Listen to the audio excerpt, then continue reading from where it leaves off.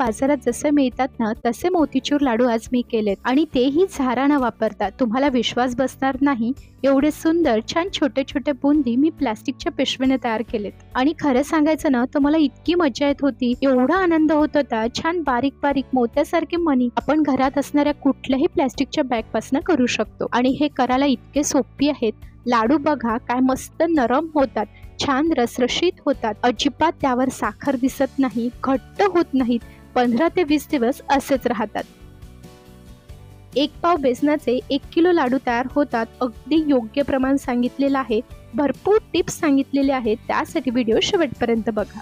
जय गजानन माऊली. Priya Marathi recipe मध्ये तुम्हा सर्वांचे खूप खूप स्वागत. चला करूया. त्यासाठी आपल्याला लागेल 1 पाव बेसन. आता 1 पाव बेसन जर आपल्याला घरी मोजायचं असेल तर आपण जर 2 ग्लास बेसन घेतलं तर ते बरोबर 1 पाव भरतं.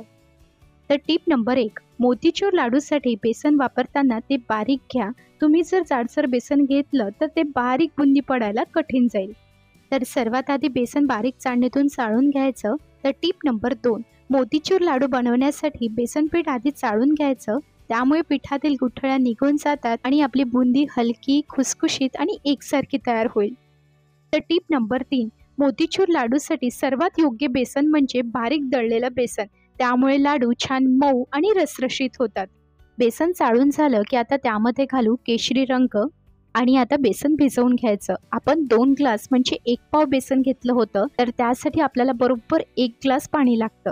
आता हे यामध्ये थोडं थोडं घालून भिजवून घेऊया. पीठ भिजवताना पाण्याचं प्रमाण बरोबर असेल तरच बुंदी छान मोत्यासारखी होते. त्यासाठी पाण्याचं प्रमाण अचूक घ्या. 1 पाव बेसनासाठी 1 ग्लास पाणी आपल्याला लागतं. टिप नंबर 4, पीठ भिजवताना त्यामध्ये जर थोडं थोडं पाणी घालून भिजवून घेतलं तर त्यात गाठी होत नाहीत. टिप नंबर 5, पीठ भिजवताना त्यात गुठळ्या होणार नाहीत याची काळजी घ्या. पीठ चांगले फेटून घ्या. पिठात गुठळ्या असतील तर बुंदी एकसारखे पडणार नाही. तर 1 ग्लास पाणी वापरून मी पीठ भिजवून घेतलं, त्यात गाठी ठेवलेल्या नाही, छान स्मूथ बॅटर तयार केलं. तर हे बघा, आपल्याला लाडूसाठी हे मिश्रण एवढं पातळ हवं. बघा चमच्यामध्ये घेतलं तर असे थेंब थेंब थेंब थेंब खाली पडतात आणि चमच्याला बघा बेसनाची अशी पातळ लेअर तयार होते. एवढं पातळ आपल्याला बेसन हवं. आता झारा न वापरता आपण बुंदी करणार आहोत, तर त्यासाठी आपल्याला लागेल अशी प्लॅस्टिक बॅग. आपण घरात जे कडधान्य आणतो ना किंवा मिठाची, दुधाची, दह्याची, यातली तुम्ही कुठलीही बॅग घेतली तरी चालते. आता प्लॅस्टिक बॅगच्या खालच्या साईडला जे जास्तीचं प्लॅस्टिक असतं ना ते मी काढून घेतलं. त्यामुळे आपल्याला बुंदी टाकायला सोपी जाईल. किंवा तुमच्याकडे जर पायपिंग बॅग असेल तर ती घेतली तरी चालेल. आता हे मिश्रण प्लॅस्टिक बॅगमध्ये भरूया. टिप नंबर 6, प्लॅस्टिक बॅगमध्ये बेसन पीठ भरण्याआधी एकदा चमचा फिरवून चांगलं मिक्स करून घ्यायचं आणि नंतर ते प्लॅस्टिक बॅगमध्ये भरायचं. त्यामुळे आपली बुंदी शेवटपर्यंत छान गोल गोल तयार होईल. बेसन पीठ बॅगमध्ये घातलं की आता वरून त्याला पीळ द्यायची आणि बंद करायचं, म्हणजे पीठ आपलं वरून बाहेर येणार नाही. आता या बॅगला जेवढं बारीक छिद्र करता येईल ना तेवढं बारीक छिद्र करायचं, म्हणजे आपली बुंदी पण छान छोटी छोटी तयार होईल. अगदी बारीक छिद्र मी करून घेतलं. आता बघा, फक्त वरून असं पकडायचं आणि आपली बुंदी तयार होईल. आता इथे मी बुंदी तळण्यासाठी तेल मध्यम गरम करून घेतलं. तुम्हाला तुपामध्ये तळायची असेल तर तळू शकता, पण तेलामध्ये तळून तुपाची टेस्ट कशी आणायची ते पुढे बघूया. आता बघा मी कशी टाकते. वरून पिशवी पकडायची थोड्या हाईटवरून, कढईच्या मध्यभागी आणि हात गोल गोल फिरवायचा. बघा जिथे जिथे बेसनाचे थेंब पडतात ना तिथे मस्त बारीक बारीक बुंदी तयार होते. तर टिप नंबर 7, आता बुंदी तळून झाली हे कसं ओळखायचं, तर बुंदी टाकल्याबरोबर बघा तेलावर खूप बुडबुडे असतात. ते बुडबुडे बंद झाले म्हणजे आपली बुंदी तळून झाली समजावं. तर टिप नंबर 8, कढईमधून बुंदी काढेपर्यंत गॅस बंद करायचा आणि त्यानंतर दुसरी बॅच तळायची, कारण तेल हे खूप गरम झालेलं असतं. त्यामुळे आपली बुंदी करपण्याची शक्यता असते. बघा या पद्धतीने बुंदी केली ना तर करायला खूप सोपी आहे आणि घरी स्वतः आपण मोतीचूर लाडू करायचा जो आनंद आहे ना तो खरंच खूप मस्त. छान बारीक बारीक मोत्यासारखी बुंदी आपण झाऱ्याशिवाय करू शकतो. तर टिप नंबर 9, बुंदी तळताना गॅस हा मध्यम ठेवावा. जास्त मोठा गॅस असल्यास बुंदी वरून लाल होईल आणि आतून कच्ची राहील, आणि कमी गॅस असेल तर बुंदी तेल जास्त शोषून घेईल. त्यासाठी गॅस हा मध्यम ठेवावा. अशा प्लॅस्टिक पिशवीने तुम्ही बुंदी करून बघा, तुम्हाला करायला खूप मज्जा येईल आणि करायलाही खूप आवडेल. ही पद्धत तुम्हाला कशी वाटली तर मला नक्की सांगा आणि आवडली असेल तर व्हिडिओला आत्ताच लाईक करा. एक पाव बेसनाची भरपूर सारी बुंदी तयार होते. मस्त मोत्यासारखी छान बारीक बारीक बुंदी आपण झाऱ्याशिवाय करू शकतो. आणि तसंही बघा, आपण मोतीचूर लाडू नेहमी करत नाही. राखीला, गणपती बाप्पांसाठी किंवा दिवाळीला. त्यासाठी झारा कशाला घ्यायचा? घरातल्या कुठल्याही प्लॅस्टिक पिशवीने आपण छान मोतीचूर लाडू बनवू शकतो. तर इथे मी सर्व बुंदी तळून घेतली. तसं तर बुंदीचे लाडू करायला खूप कठीण, पण या पद्धतीने केले ना तर खूप सोपे जातात.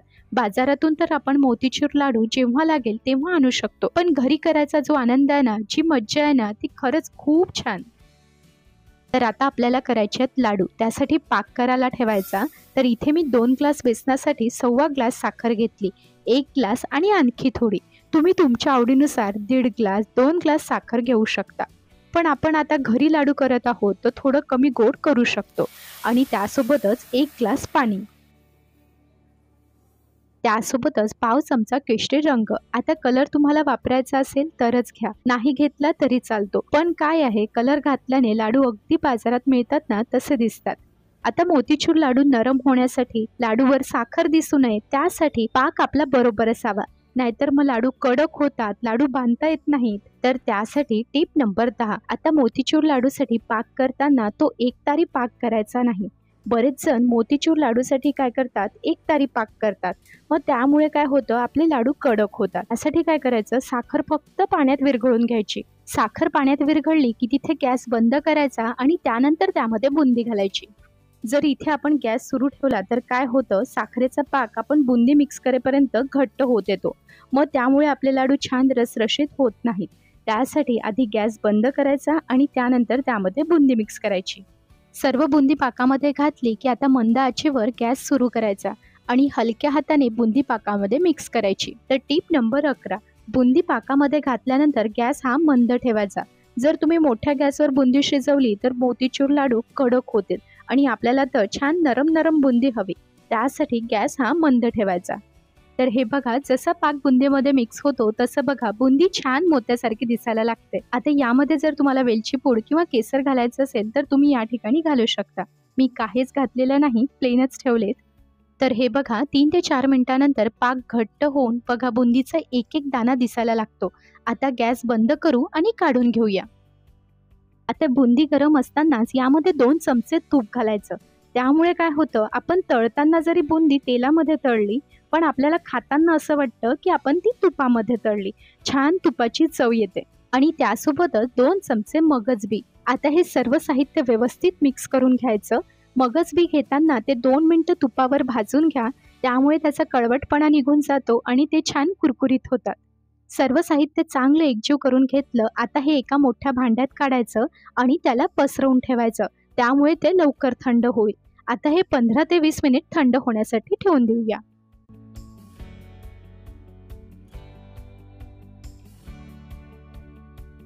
तर साधारण 20 ते 25 मिनिटानंतर आपली बुंदी थंड झाली. आता याचे लाडू वळून घ्यायचे. आता लाडू वळताना ते खूप दाब न देता हलक्या हाताने वळायचे, म्हणजे बुंदीचा एक एक दाणा दिसतो. आणि दुसरं म्हणजे लाडू वळताना 4-5 लाडू बनवून झाले की हात स्वच्छ धुवून घ्यायचे किंवा पुसून घ्यायचे. हाताला आपल्या पाक चिपकलेला असतो, त्यामुळे लाडू व्यवस्थित वळता येत नाही आणि त्याचा आकारही चांगला येत नाही. तर हे बघा, लाडू अगदी सहज वळली जातात, म्हणजे आपला पाक अगदी बरोबर झाला. पाक आतपर्यंत चांगला मुरला की लाडू वळायला सोपी जातात. आता तुम्हाला जसे हवे असतील लहान मोठे तसे लाडू वळून घ्या. 1 पाव बेसनाचे 35 ते 36 लाडू तयार होतात.